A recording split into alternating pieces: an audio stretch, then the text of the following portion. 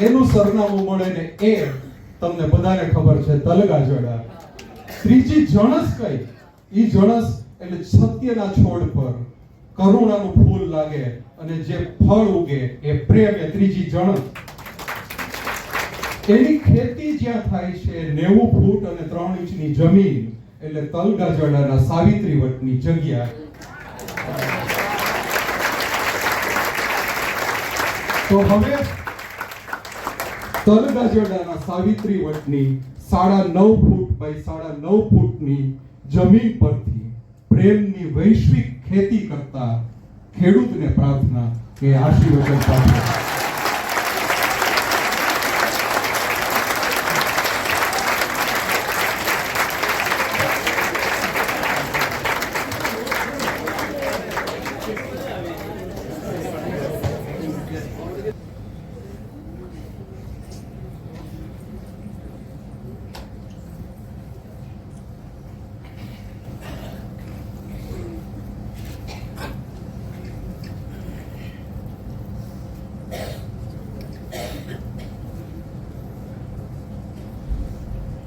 श्री रामचंद्रम शरणं प्रपद्ये, श्री रामदूतं शरणं प्रपद्ये.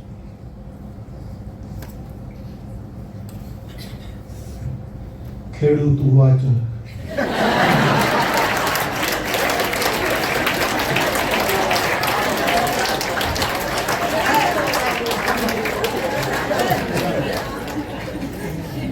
યોગેશભાઈ ક્યાંથી બધું બોધ્યા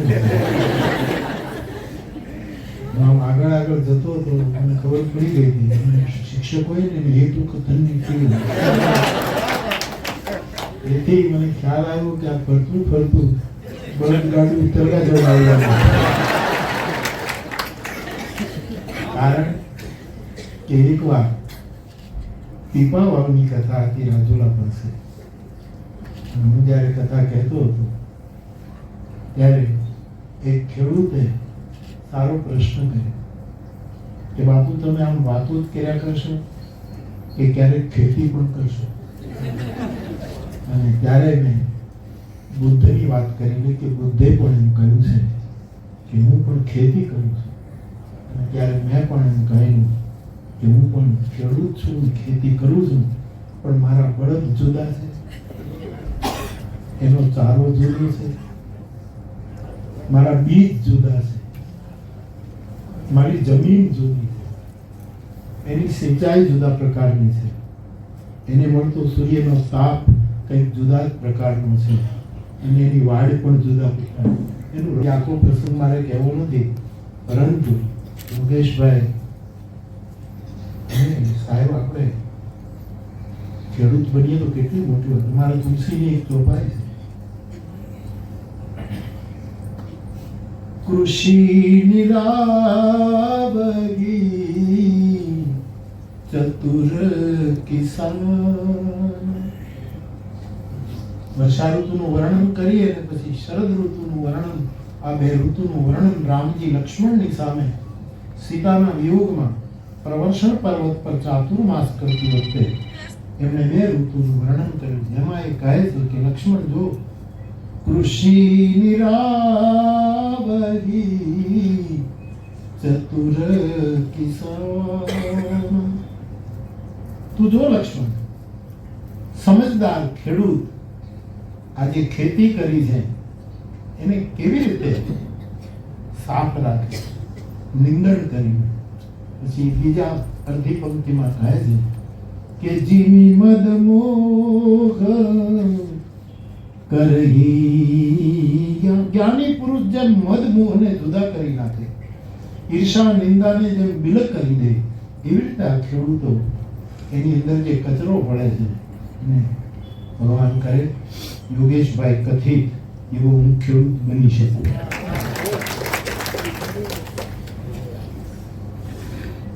કે અને કૌશિકભાઈ એની રાશિ એક છે.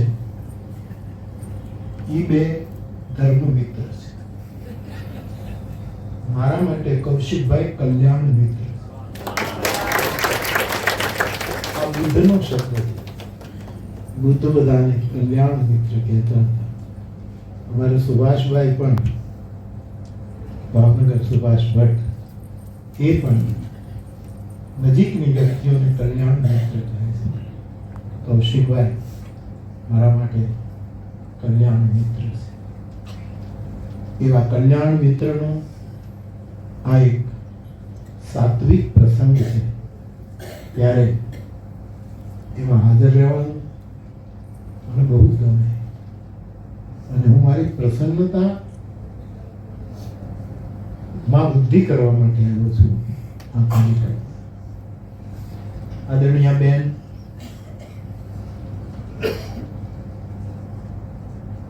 એમનો કેટલો એમને સાથ હશે ત્યારે આટલા ગ્રંથો એ તૈયાર કરી શક્યા. એ બેનને પણ પ્રણામ કરું. શ્રીકાંતભાઈ, ઘણી વખત અમારા મળવાનું થાય ત્યારે મૂકે ત્યારે કેટલા મોટા અનુભવો લઈ લઈને આ બધા આવે છે. બહુ રાજીપો થયો. અને આપે કૌશિકભાઈના બે ગ્રંથો વિશે વાતો. પુરુષભાઈ, એમને સાંભળવા અને એમની વાતો સાંભળવી, એમની કવિતાઓ, એટલું એક મોટું જમા પાસું છે. એનું સત્સંગ પણ એમને મળતો રહે છે. એમણે કવિતા વિશે વાતો કરી. અને આ બધું થઈ ગયા પછી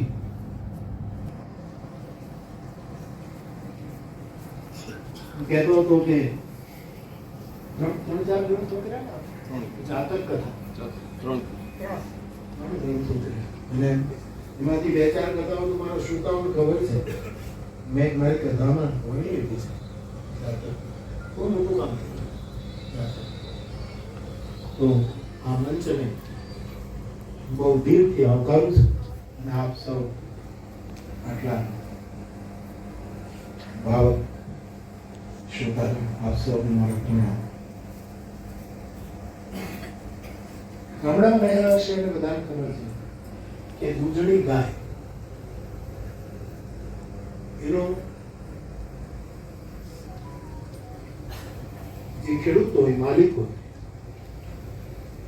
એ ચારે આંચળે દૂધ હોય, પરંતુ 3 આંચળનું દૂધ દુહે. એ કે એના વાછરડા માટે છોડી દે. આ મેં જોયેલું છે.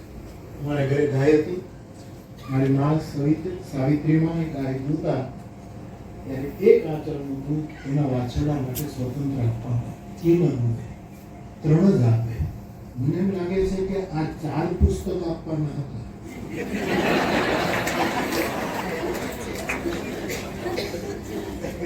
એમાં 1 પુસ્તક ઈ પી ગયા છે અને 3 જ આપણા માટે આપ્યા છે. એ 3 આંચળનું સ્વાગત કરું. પોતા માટે મેં થોડું રાખ્યું અને દૂધ આપણું બોગડું ભરી દીધું. આ 3 અને આપને ખબર છે પ્રાણ પ્રતિષ્ઠા યોગેશભાઈ શબ્દ લાવે, પણ આપને ખબર છે કે આપણે ત્યાં ઘણી આવી વાતો છે. કેટલી જગ્યાએ એવું લોકો કહેવાતું કે અહીંયા ગાય ચરતી ચરતી આવી હતી અને ઓચિંતા દૂધ એનું રવા માંડ્યું. પછી બધાએ જોયું કે ભાઈ અહીંયા કંઈક હોવું જોઈએ અને ખોદ્યું. ત્યાંથી શિવજી નીકળ્યા અને પછી સ્વયંભૂ પ્રગટ થયા. અને પછી બ્રાહ્મણ દેવતાઓને બોલાવીને એની પ્રતિષ્ઠા કરી. મને એમ લાગે છે કે સરસ્વતી આવી રીતે મારા કલ્યાણ મિત્ર ઉપર આવીને ઉભી રહે છે. અને જાણતરોને એમ લાગ્યું કે અહીંયા કંઈક હશે, અહીંયા કંઈક ઘટાયેલું છે. અને એમાંથી આ પ્રાગટ્ય થયું. અને જ્યારે કોઈ મૂર્તિ નીકળે છે એમાં પ્રાણ પ્રતિષ્ઠા તો થવી જ જોઈએ. આજે પ્રાણ પ્રતિષ્ઠાનો દિવસ છે ત્યારે ઓમ પ્રાણાય સ્વાહા, ઓમ સમાનાય સ્વાહા, ઓમ ઉદાનાય સ્વાહા, ઓમ અપાનાય સ્વાહા, ઓમ સમાનાય સ્વાહા, મધ્યે પાણી સમર્પિત. કર્મકાંડી બ્રાહ્મણ દેવતાઓ આવી રીતે બધું કરતા. તો આવા એક સુંદર, એક જુદી જ રીતના પ્રાણ પ્રતિષ્ઠા. અમદાવાદમાં એક ગ્રંથનું વિમોચન કરવા ગયેલો ત્યારે બહુ સરસ ત્યાં કહ્યું કે લોકાર્પણ ની બ્રહ્માર્પણ. અમે ખેડૂતના ઘરે જઈને લોટ માંગીએ એને બદલે મને જ ખેડૂત કરી દીધો છે. મારે ઘરે આવે બધા લોટ માંગવા આવશે સાહેબ, એવો ઉદાર કરી દીધો મને. એક માંગણને મોટો કરી દીધો સાહેબ. એનો મને આનંદ છે. તો આ 3 પુસ્તકો સાહેબ આ પીછુની જેમ હું ખરીદવા એ વિચાર કેમ આવ્યો છે? ફૂલ ખરીદાય છે, આપે પણ કહ્યું, પાંદડું ખરીદાય પણ ક્યારે ખરે છે? પાંદડું સુકાય ત્યારે ખરે છે અને ફૂલ કરમાય ત્યારે ખરે. પીછું કોઈ દિવસ કરમાતું નથી. કોઈ દિવસ પીછું કરમાઈ ગયું નથી, પીળું પડી ગયું. હું આપને મારો દાખલો આપું કે જેમ હવે કહ્યું કે આપણે ગીતાનું જે પાઠ કરું છું પ્રતિદિન, એમાં એક વિશ્રામ પૂરો થાય પછી હું હંમેશા બંને ગ્રંથમાં મોરનું પીછું જ રાખું.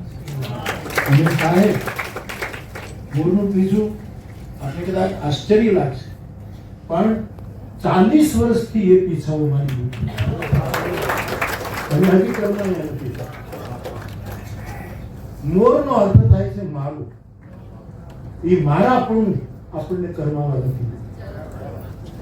જ્યારે આપણે મારું પણ છોડી દઈએ છીએ, એક પોતાપણું આવે, નિજતા આવે, ત્યારે એ હજી બંને હું બહુ ધ્યાન રાખું આ ખોવાય ને, કારણ કે મારી આ 40 વર્ષની સંપદા છે. તમારે જોવા છે ત્યારે કોઈ બતાવીશ. હા સાહેબ, મેં મૂળમાં પીછ જ રાખી, એને સરસ રીતે કાટ્યા છે અને મારા દૂધની વાત કરી એવી રીતે હું, કારણ કે પીછું કરું જે કૃષ્ણના માથા ઉપર કરમાય નહીં સાહેબ. એને ભજનારા પીળું પાંદડું થઈ જાય પણ ભૂલો તો સદા બહાર. આપણે ત્યાં ગવાય છે કે દુખડા અમારા મેરુ સરીખા અને સુખડા અમારા તલભર જેટલા, દુખડા મેરુ સમાન. જોશીડા મારા જોશ તો જુઓ, મને ક્યારે મળશે એ કામ. માણસે જોશીની પાસે હાથ જોડવું, મારી ફેક્ટરી ક્યારે ચાલશે અને આમ થશે, હાથું જોડાવું. મને કૃષ્ણ ક્યારે મળશે, મને હરી ક્યારે. મીરાના નામે આ પદ ચડાવ્યું છે. પાકીને થઈ ગઈ પીળું પાન, જોશીડા મારા જોશ તો જુઓ, મને કેદાડે મળશે ઓલો ઘેરો કાન. જે કૃષ્ણના માથા ઉપર હોય એ કરમાય. હું કે એને કરમાવા નથી દેતો. કાલી નાગના માથાને મંચ બનાવી જે માણસે નર્તન કર્યું, એ કાલી નાગને જે વિષાક્ત કરી દેતો હતો જલને, એ માણસને એવા જગ્યાએ મૂકી દીધો કે જ્યાં અમૃત વરસવા માંડ્યું ને રસ વૃદ્ધિ થઈ. તો મોરપીંછ તુલસીદાસજીનું એક સાખી છે કે તન વિચિત્ર કાયર વચન અહીં આહાર ચિત્ત ઘોર, જબ તે હરિ ભયો પક્ષ ધર તાતે કહત સબ મોર. મોરનું શરીર વિચિત્ર છે, તન વિચિત્ર, ડોક આવી, એની પાંખો, એના પીછા, આમ એક વિચિત્ર પ્રકારનું એ પક્ષી છે. તન વિચિત્ર કાયર વચન, એના વચનોમાં કાયરતા છે. મેઘની ગર્જના થાય એટલે એના જે ટહુકા છે એ ટહુકાના સૂર અને સ્વર કોઈ પકડે સંગીતકાર તો એને ખબર પડે કે સૂર કાયરતાનો, શૌર્યનો સૂર નથી. એ ઢોકે છે, ઘેકે છે. તન વિચિત્ર કાયર વચન અહીં આહાર. મૂળનો ખોરાક અણસલા છે, આહાર ખાય, એનો ખોરાક સારો નથી. તો પછી બધા એને મોર મોર કેમ કે મારો મારો મોર મીન્સ મારો, આ મારો, આ મારો, એમ બધા મોર કેમ થાય? તન વિચિત્ર કાયર વચન અહીં આહાર ચિત્ત ઘોર.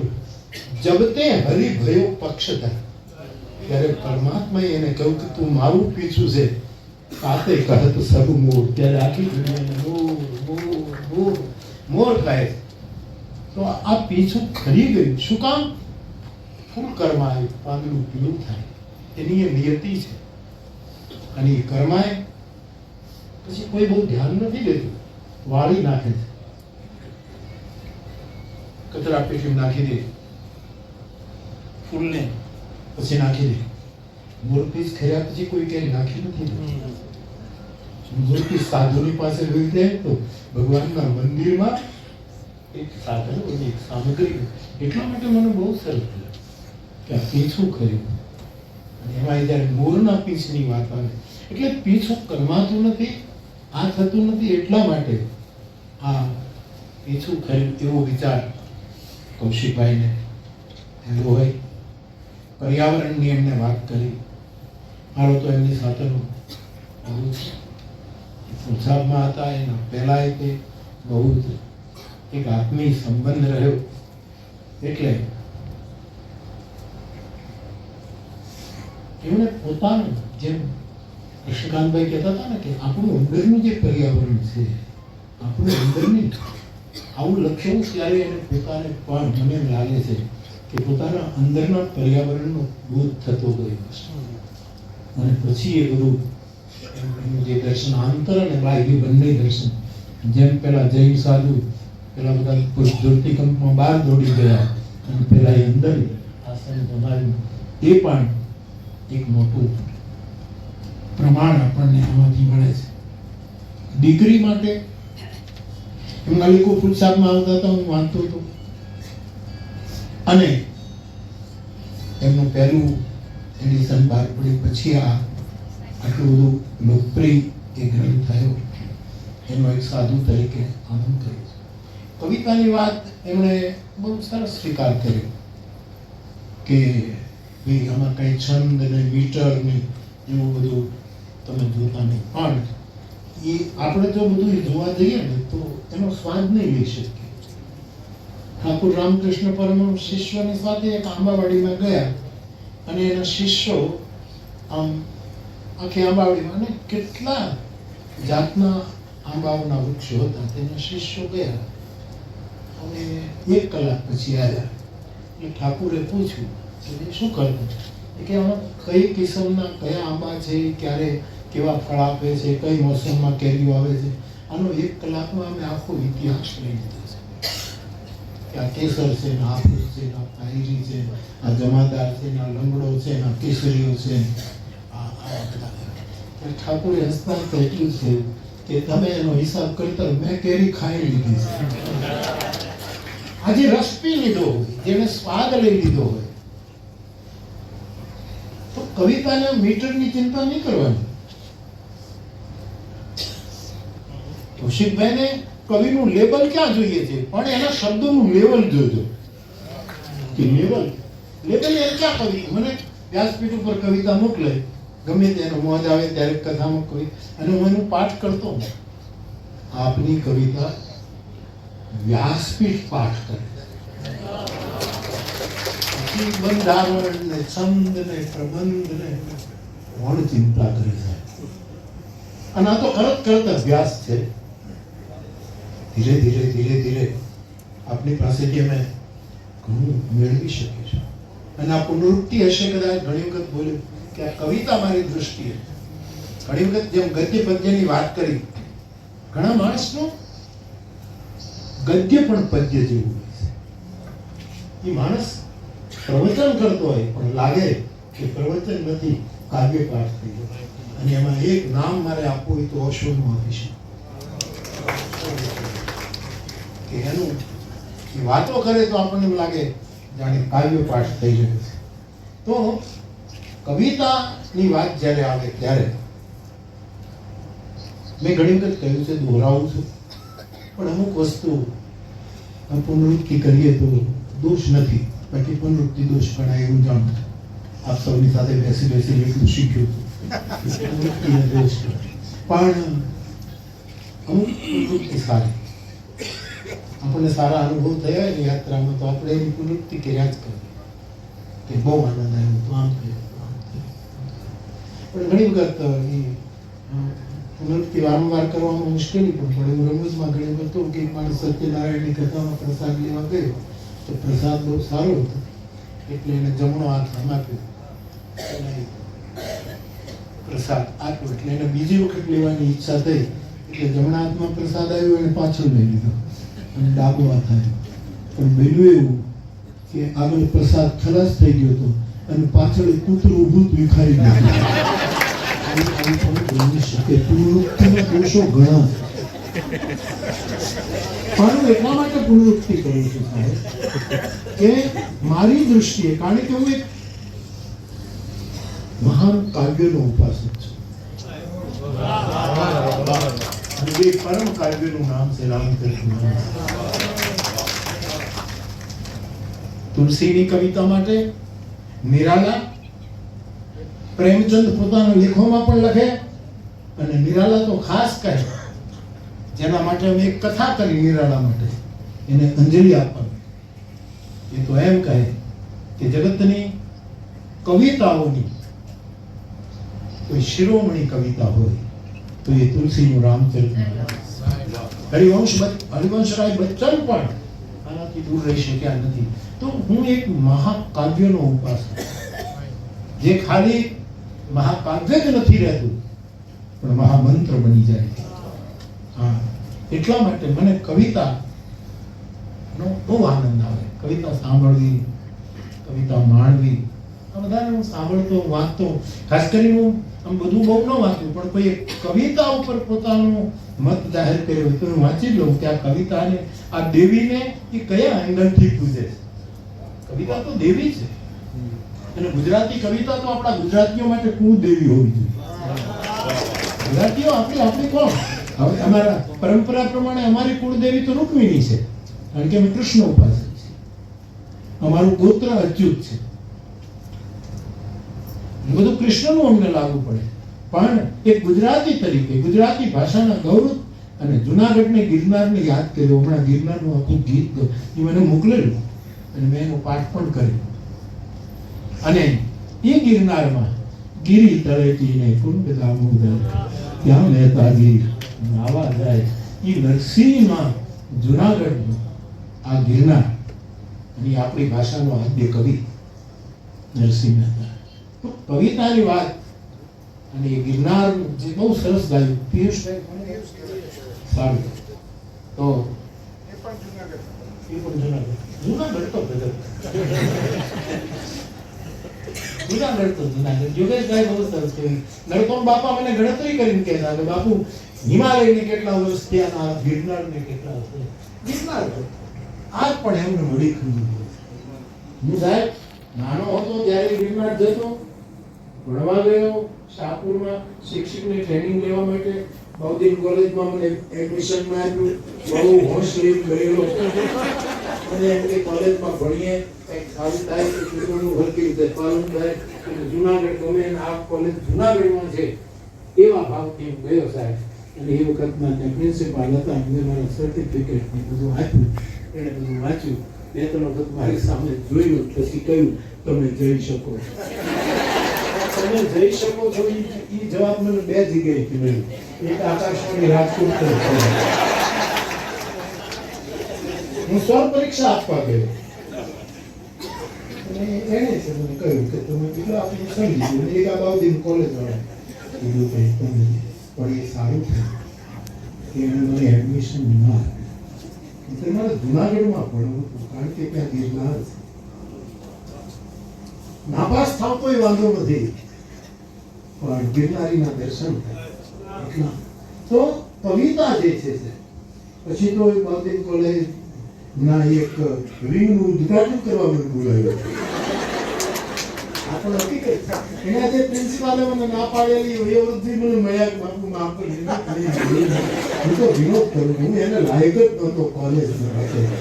કોલેજ માટે મારો ક્લાસ કોલેજ નથી, મારો ક્લાસ કૈલાસ છે.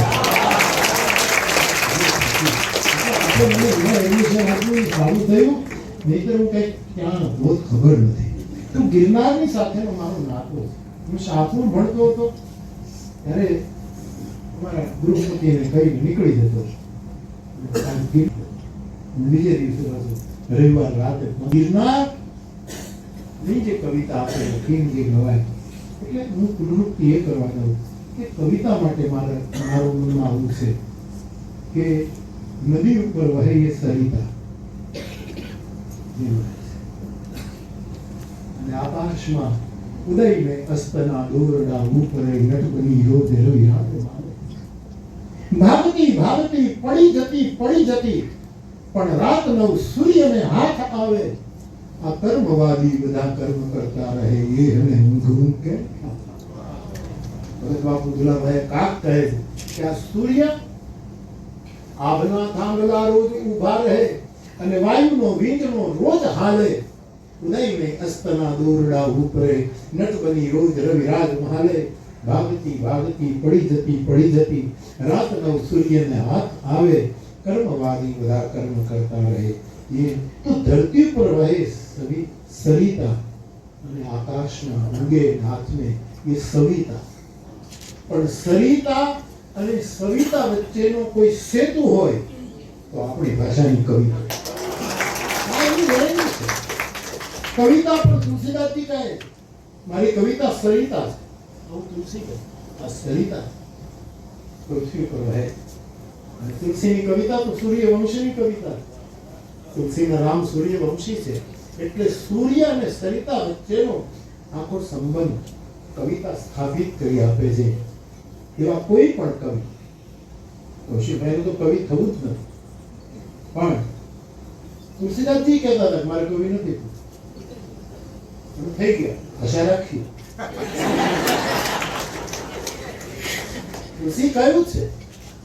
मेरी चौपाई अपने को कभी न हो नहीं चतुर कहा.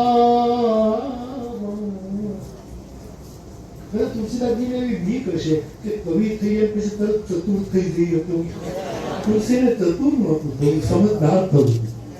એને ઇન્ફોર્મેશનની જરૂર નથી, વિઝડમની જરૂર, અનેકની જરૂર. તો કવિ ન હોવું નહીં ચતુર કહાવું. તો શું કરવું છે કે શબ્દોને જે રીતે ગોઠવીને મતિ અનુરૂપ રામ ગુણગાન. મારે તો મારી મતિ એ પરમ તત્વને ગાવા છે. તો કવિતા એ બહુ મોટું કામ કરે. નદી જે મેળ ધોવાનું કામ કરે, ખેતી વીજળી પેદા કરે. શું નથી કરતી સરિતા એમ કવિતા શું ન કરી છે? માનવીના મેળ ધોઈ નાખે, માનવીના અંદરના પર્યાવરણને સાફ કરી શકે, બગડેલું પર્યાવરણ. કવિતા શું કરે છે? કવિની કવિતા પછી ભલે ગદ્ય હોય પદ્ય હોય જે રીતે એ પોતાના શબ્દોને વહાવે તો એ સૂર્યની ઉષ્મા પોતાની દીકરીઓને આપી શકે. સૂર્યની ઉષ્મા કે બેટા તું ગમે ત્યાં હો, ચિંતા નહીં કરી તારા ઉપર. અને મેઘાણીભાઈ લખ્યું મારા મહેંદીનો રંગ ઉડી જાય રે સૂરજ ધીમા ધીમા. મેઘાણીની કવિતા આપણે ઘણી મારી વેણીનો રંગ ઉડી જાય એવું કહીને એનું સૂર્ય.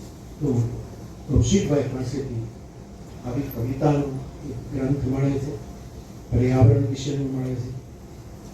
આજે આપણને એના તરફથી પ્રાપ્ત થયું છે એનો ખૂબ જ રાજીપો વ્યક્ત કરું છું.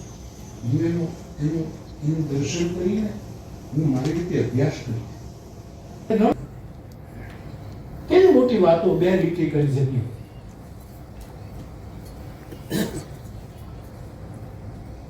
लाजिम नहीं कि हो कोई कामयाब ही, लाजिम नहीं कि हो कोई कामयाब ही,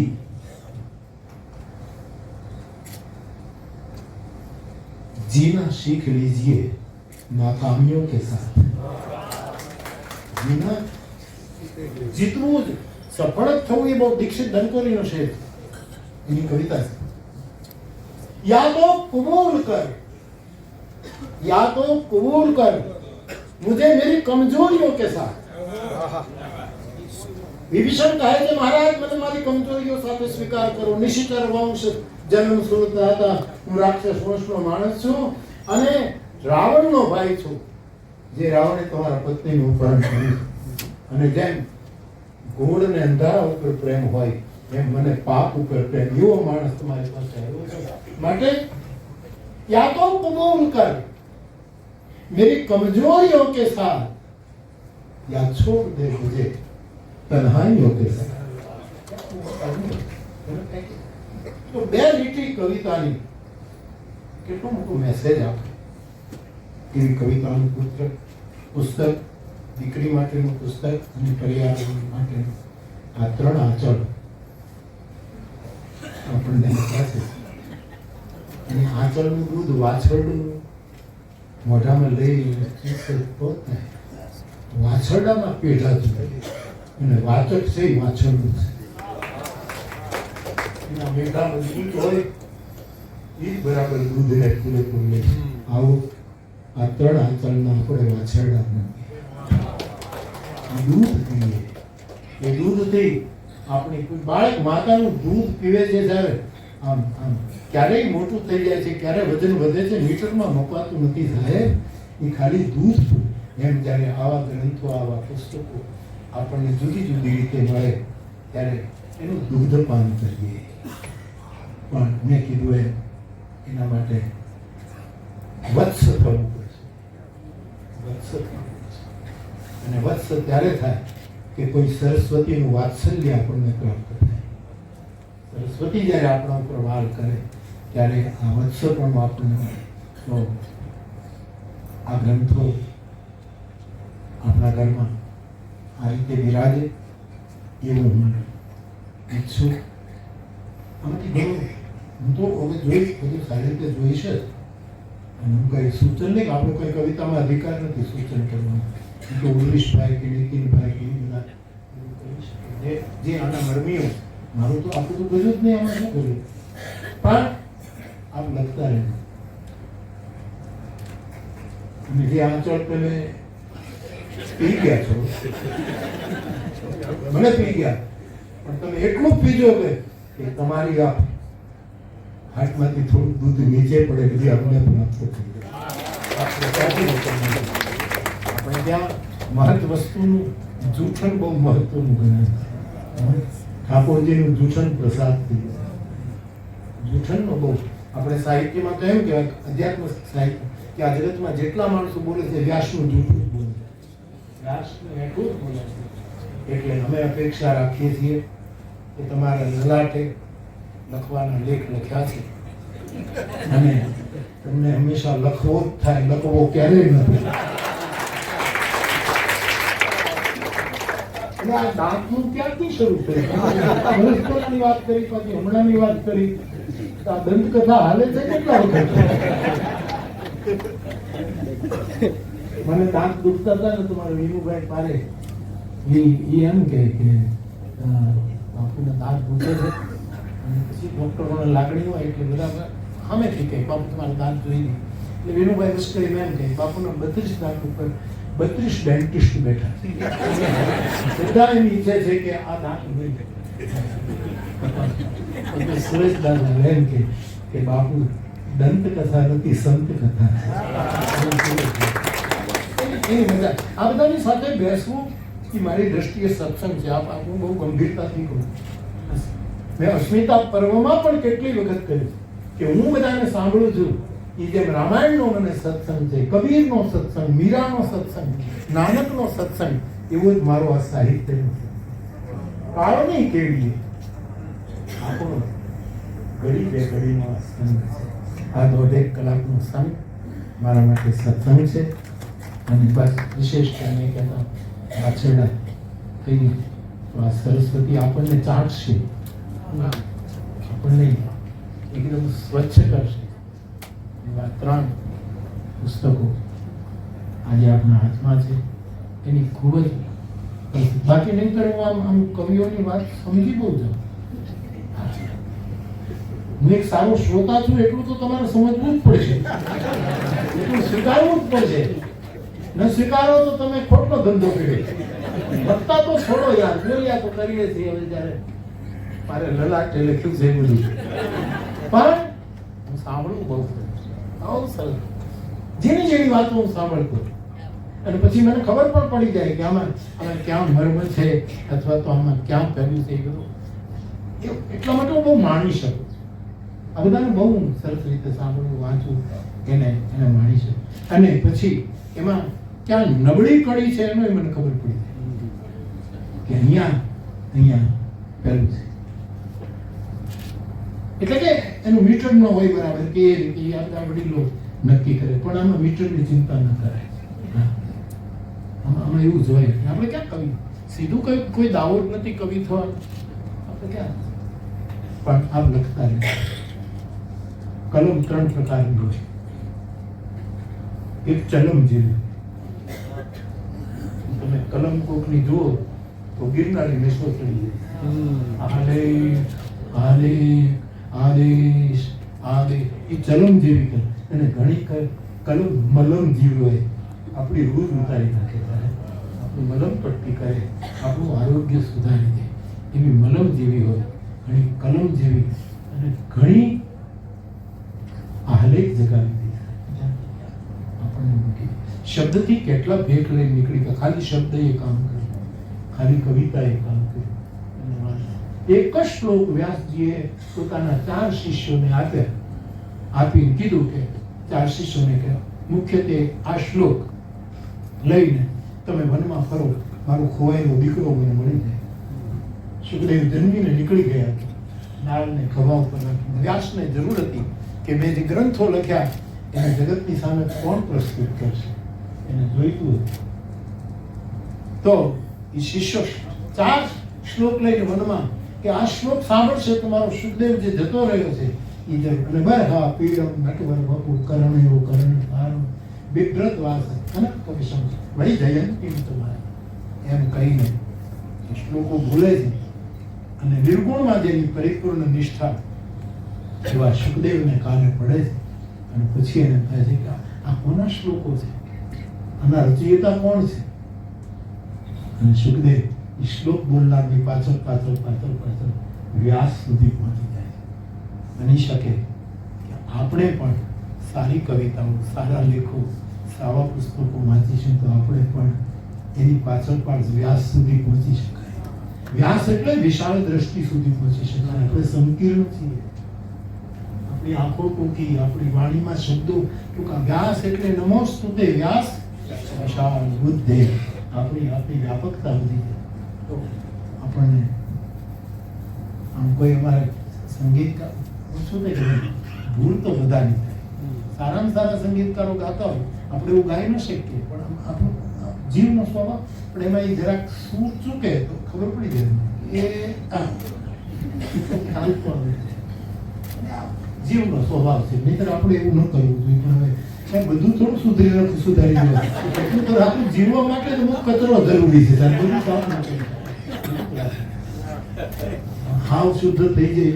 ઓશો કહેતા કે આપણો કોટ લટકાવવા માટે એકાદી ખીલી તો રાખવી જોઈએ. નહીતર કોટ ક્યાં પકડી લટકાવે? એમ અમુક વસ્તુ ઘણા મને એમ કે બાપુને ભજીયા ખાવા તો બહુ શોખ છે. ભજીયા પણ મેં એકાદું લટકડી મળે. એટલે મારો શું છે, બીજા ખવડાવે એમ તને શું કામ કે મરચા બોટલના ચણાના લોટ ક્યાંક બીજો સરસ મગફળીનું તેલ અને કોઈ પ્રેમથી ખવડાવે તમને તકલીફ શું થાય? પણ ખ્યાલ આવે ત્યારે એ સારું નથી. પણ એ સમજણ માટે મને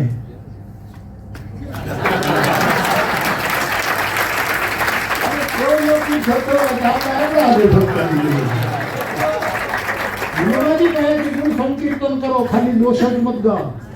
એનાથી હું આમ છું, હું પાપી છું, આટલું બધું શું કામ? આપણે પાપી છે ત્યારે પરમાત્માને બહુ ખરાબ લાગે છે. મારો દીકરો થઈ હું કામ પાપ કરે?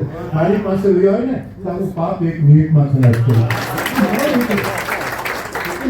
બહુ ખર્ચ કરે કે તમારા અવગુણનો જ સંકીર્તન, તમે ગુણ સંકીર્તન કરો કે તમારામાં આટલું સારું છે એની તને ખબર નથી, તારામાં કેટલું બધું સારું કર્યું છે એનો તને ખ્યાલ નહીં તો ખબર પડે. ઓશોની એક નાનકડી એવી વાત થઈ. આજે મને ઓશોના સંન્યાસીઓ બધા બહુ મળવાય. અહીંયા ઓશો વાટિકા છે, કાલાવાડીમાં. ઓશોના સંન્યાસીઓ મારી વ્યાસપીઠને બહુ પ્રેમ કરે, કારણ કે હું ઓશોની વાત કરું ત્યારે એનું નામ લઈ કરું. બાકી બીજા ઘણા નામ નથી લેતા, પોતે જ ઓશો હોય. ઈમાનદાર તો કેવું જોઈએ? આપણને મંચ મળે ત્યારે જો ઈમાનદારી આપણે ગુમાવી દઈએ તો સરસ્વતી બહુ નારાજ. સરસ્વતી આટલું તો નિર્ભયતા આપી કે કોનું છે તો આપણે કેવું છે. એટલે ઓશોની એક વાત કહું. એક રાજા ગામડે નીકળે, સાંજ પડી અને એક ખેડૂતને ત્યાં બહુ ભૂખ લાગી, બહુ તરસ લાગી. રાજા ખેડૂત એને કીધું, ઓશોએ તો બીજા શબ્દો વાપર્યા, તેમાં હું નહીં એડિટ કરી બોલું. ઓશોએ કીધું કે અહીંયા હું તો સારું જ કહીશ, ચાય પીવું છે, મને અત્યારે ભૂખ લાગી, મને કોઈ ચાય કે 2 ચીકુ કે ઓશોએ કંઈક બીજું કીધું છે, એનું હું નહીં કહું, પણ 2 ફળ કે ચાય મને આપી શકો? આમાં શું લ્યો, આ 2 ચીકુ ચાય આપી. ચાય આપ્યા પછી રાજાએ એમ કીધું આની કિંમત શું? અડધો કપ ચાય. ખેડૂત કીધું 100 રૂપિયા. અડધા કપમાં એ વખતે અડધો કપ તો આપણે મૂકી દેતા હતા. એમ એક કપ આપો તો અડધો તો અમારા ગામના માણસો એમને મૂકી દેતા. એના 100 રૂપિયા. એટલે કે અહીંયા ચાયની બહુ બહુ બહુ મુશ્કેલી છે, મુશ્કેલીથી ચાય મળે છે એટલે ભાવ આટલો બધો વધારે. રાજાને 100 રૂપિયા આપવામાં વાંધો નતો, પણ અહીંયા ચાયની કઈ તકલીફ છે, નથી મળતી. ચાય તો મળે પણ રાજા નથી મળતી. તું હાથમાં આવ્યો છે એટલે મારે 100 રૂપિયા. એમ માણસ માર્મિક હોય તો ગોતી લે, ઘરે ઝૂંપડામાં બેઠો હોય.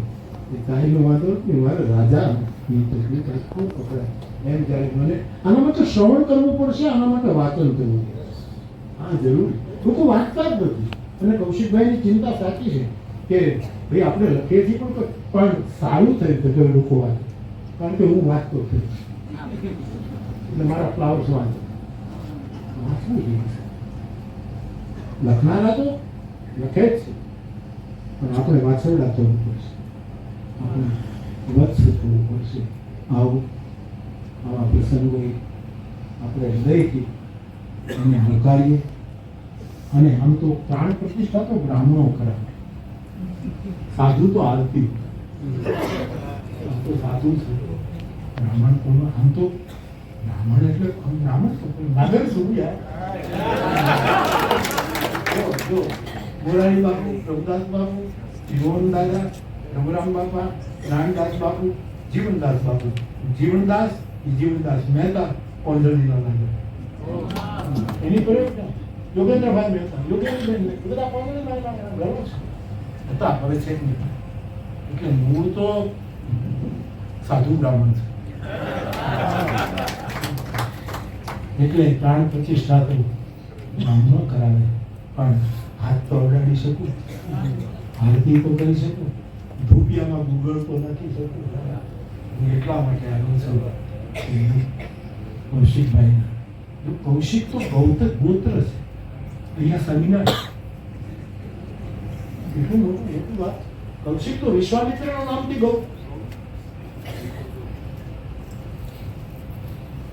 કૌશિક ગોત્ર, પોતાનું નામ જ સેમિનાર કૌશિક છે. આ કૌશિક પાસેથી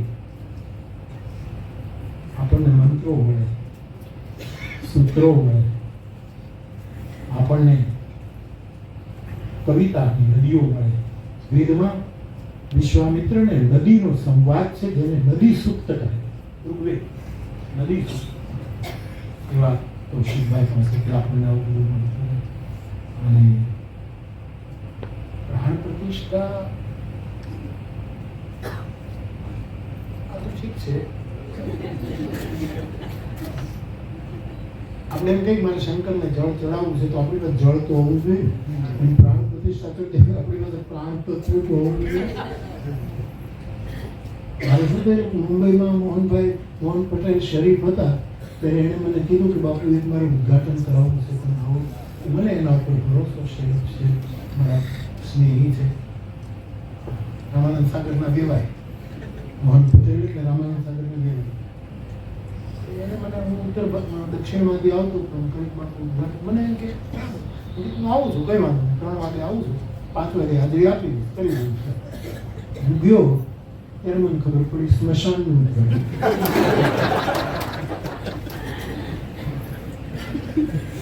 સ્મશાનનું ઉદ્ઘાટન મર્યા પહેલા કેમ કરે? આપણે મરીએ તો જ ઉદ્ઘાટન થાય ને. અને મારે એને તો ન કહેવાય કે આ ટ્રસ્ટીઓમાંથી એકાદો ઉડી જાય.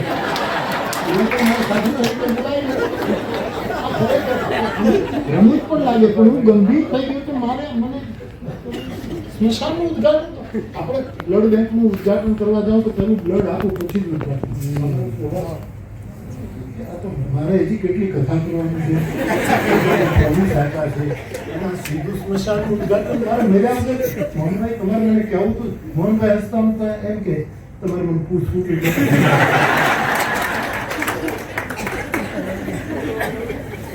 ખરેખર મૂંઝાણું.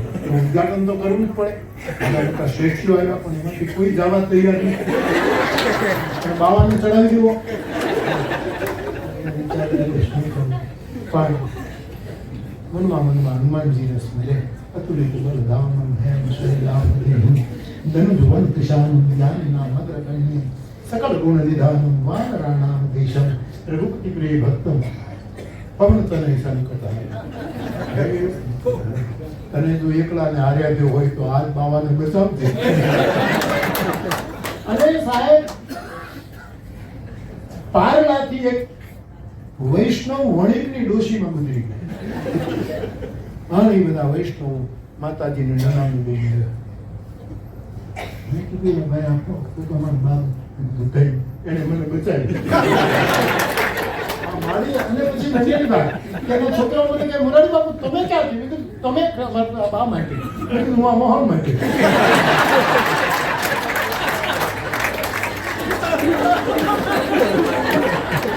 બાપુ એને જે વાત કરી એ બાપુ આ મારી વાત કાલ સુધી તમારી કેસેટો સાંભળજો. તમારી કથાની 50 વર્ષથી આ મારી માં કથા સાંભળે છે. અને આજે તમે એના મરણ વખતે સ્મશાનમાં, મેં કીધું બેટા એક વિનંતી કરું, એનો અગ્નિ સંસ્કાર હું કરું.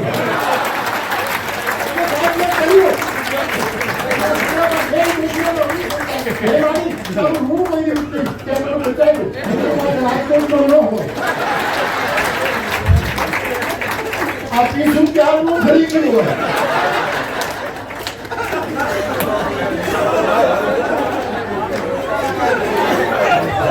આપ સૌને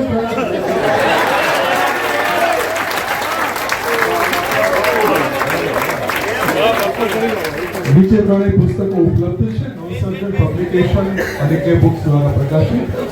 આ કાર્યક્રમ આપણે અહીંયા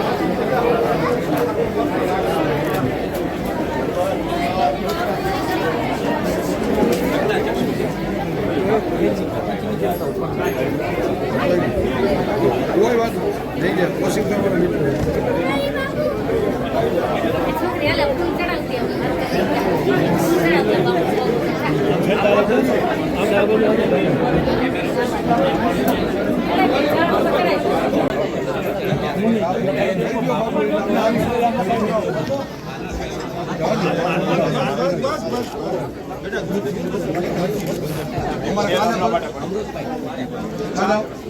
चांद तारों का नूर आप पर बरसे, हर कोई आपकी चाहत में तरसे। आपकी जिंदगी में आए ढेर सारी खुशियाँ बापू कि आपने गम पाने को से तो 52 में सभी તો કાલે અમારે કૌશિકભાઈ મારા ફાધર હતા મારા ફાધરે બારના અંદર મારા ફાધર હતા હું પણ હતો અને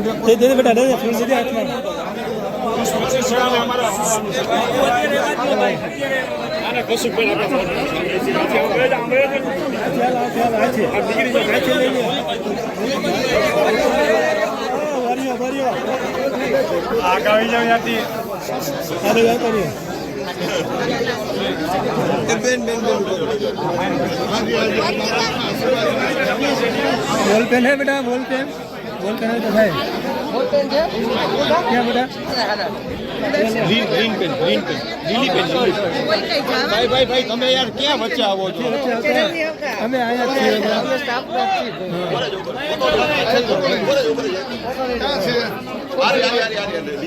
ચાલુ હા આપે છે બેટા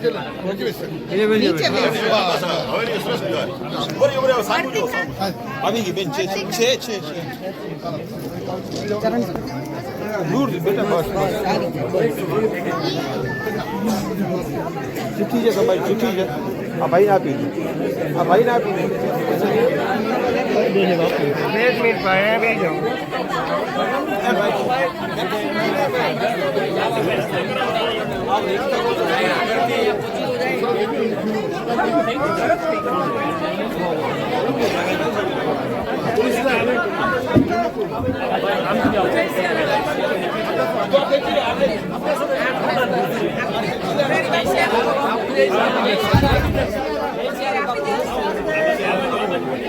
બાપુ જય સિયારામ